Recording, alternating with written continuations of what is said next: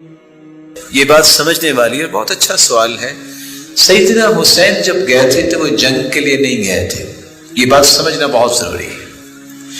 پھر سیدنا حسین رضی اللہ تعالیٰ عنہ اگر وہ اسلام کی جنگ کرنے جاتے تو کوئی صحابی پیچھے نہ رہتے، ان کو تو بلایا گیا تھا کہ آپ تشریف لائیں یہاں، ہم آپ کی ہاتھ پہ بیعت کرتے ہیں، وہ جنگ کے لیے تو گئے ہی نہیں تھے۔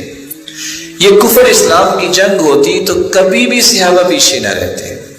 یہ اس دھوکے میں اللہ ذو الجلال کے پیغمبر کے اس پھول کو شہید کیا گیا اور ظلم کیا گیا۔ عبید اللہ بن زیاد کے بارے میں آپ نے سنا، اصل ظلم جس نے کیا تھا، نتیجتاً جس کے نتیجے میں آج امت اسلامیہ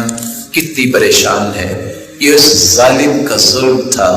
یہ اس کا ہی نشہ تھا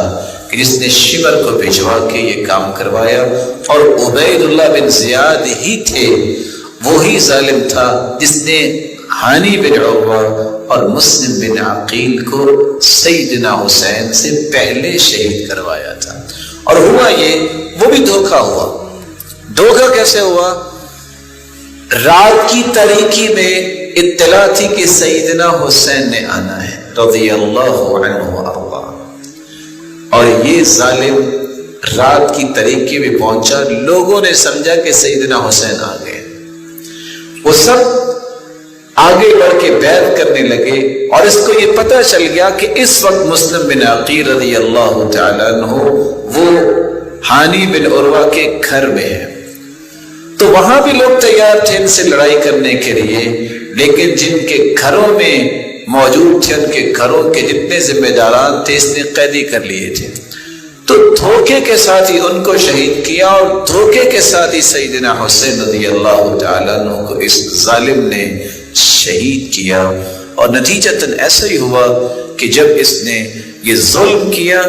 اور آپ کا سر مبارک جو ہے سیدنا حسین کا وہ لے کے آئے، تو اس وقت اس نے چھڑی کے ساتھ یہ نشانیاں بنائی کہ اچھا یہ تھا اور یہ تھا، اور اس کے ساتھ بھی ایسا ہی ہوا۔ جب جنگ ہوئی تو دوبارہ اس کی بھی گردن کاٹی گئی، اور صحابی بیان کرتے ہیں کہ اس کی گردن جب ماری گئی ظالم کی تو اچانک سے سانپ آیا اور وہ اس کے ناک میں داخل ہوا اور دوبارہ سے منہ کے نکل گیا، اور صحابہ جو بیٹھے ہوئے تھے جو اس وقت مسلمان تھے کہنے لگے قد جاءت قد جاءت، تو ظلم کا بدلہ دنیا میں بھی ملا۔ اور سچ کہا تھا صحابہ کرام نے، جس نے ظلم کیا سیدنا حسین سے ان کا بدلہ اللہ نے دنیا میں ہی لے لیا۔ اللہ ذو الجلال قیامت کے دن ان جنتیوں کا ساتھ سب کو نصیب فرمائے۔